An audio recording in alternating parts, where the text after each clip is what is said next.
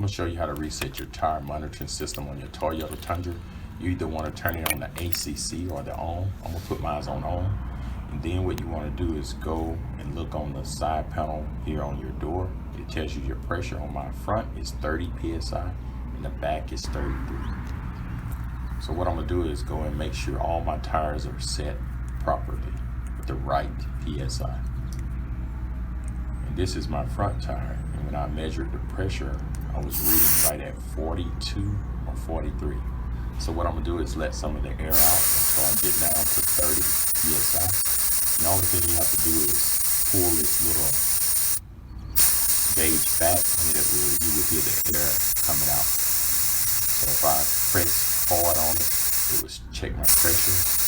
So I'm gonna get it down to 30 psi. Then what you want to do is go in your vehicle and turn it to the on position. Once it's in the on position, you find your reset button, which is on the right hand side under your steering wheel. You want to hold it for 3 to 5 seconds.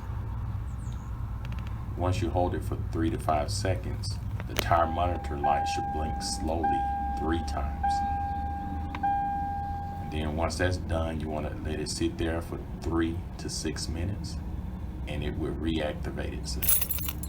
And if it don't, you probably have bad sensors, or maybe even the spare tire may have a monitor system in it that has went bad. So if this video helped, subscribe to my channel. Thank you.